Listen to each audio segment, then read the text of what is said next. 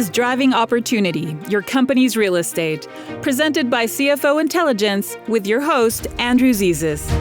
Expert guidance for CFOs on corporate real estate planning, portfolio optimization, global transactions, driving efficiencies and cost reduction, and more. And now, here's your host, Andrew Zezas. Hello, and welcome to Driving Opportunity, your company's real estate, where we bring to middle market and enterprise company CFOs the insights and strategies to deploy their company's real estate to achieve increased operating efficiencies and flexibility and drive greater corporate profits. I'm your host, Andrew Zezas, and it's really great to be with you today.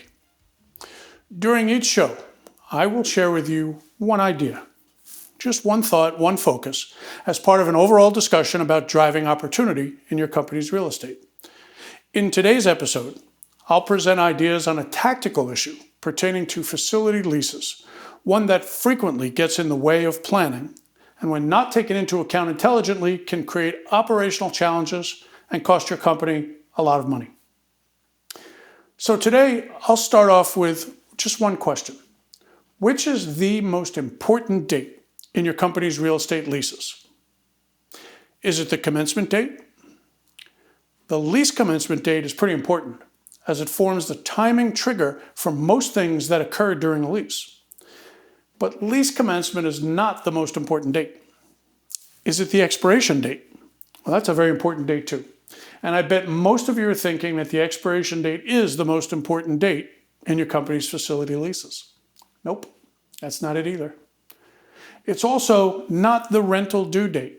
It's not the possession date, it's not the occupancy date, and it's not the rent commencement date or the late payment date. All right, so do you give up yet? Drum roll, please. The most important date in your company's real estate leases is the renewal notice date. Not the effective renewal date, but the notice date, the date by when your company must give notice to its landlord that it intends on renewing or extending its lease.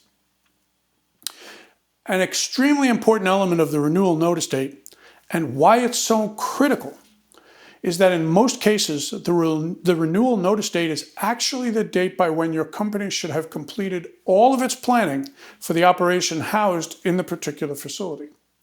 That's the date by when your company should have completed all of its real estate due diligence, its review of competitive properties, all of its budgeting, and the date by when its executives should understand the company's competitive value to other landlords. Now, we're talking about budgeting and everything else relative to that facility.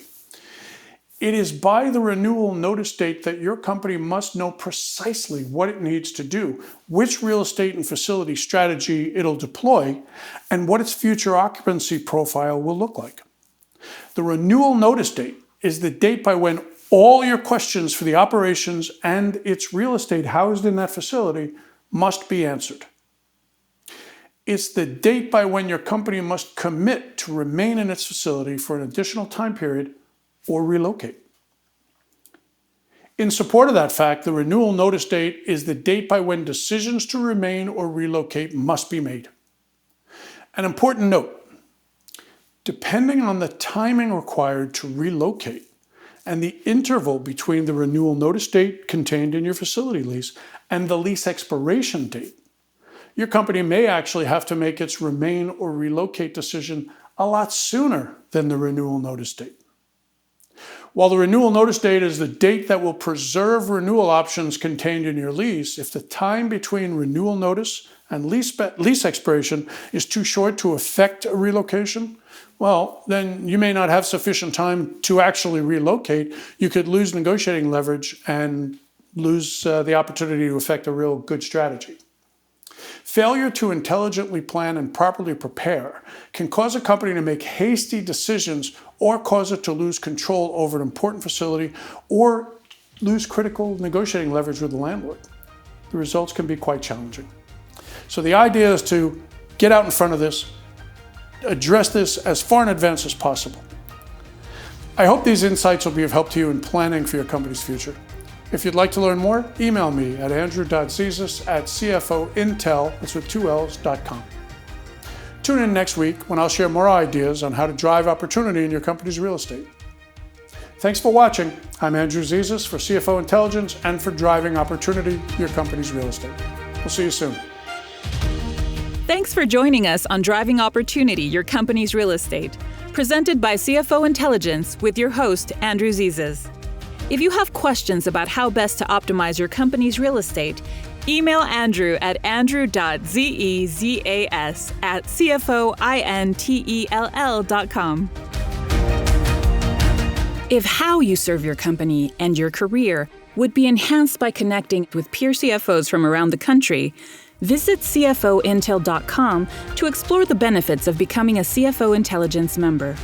While you are there, subscribe to CFO Intelligence magazine, take the CFO Business Sentiment Survey, arrange to attend exclusive CFO events, and explore our other CFO-focused podcast series, CFOs in Motion and CFO Career Accelerator. That website again is CFOintel.com, CFOINTELL.com. Remember to subscribe to this podcast series on Apple Podcasts or wherever you listen to podcasts. This has been Driving Opportunity, Your Company's Real Estate, presented by CFO Intelligence with your host, Andrew Zezas. We'll see you next time. The opinions and views presented on this podcast by Andrew Zezas are his own and may not be relied upon as fact. The opinions and views of others who appear on this show are their own as well, and may not be relied upon as fact or for any other purpose. Opinions and views and other information are provided for general information and educational purposes only.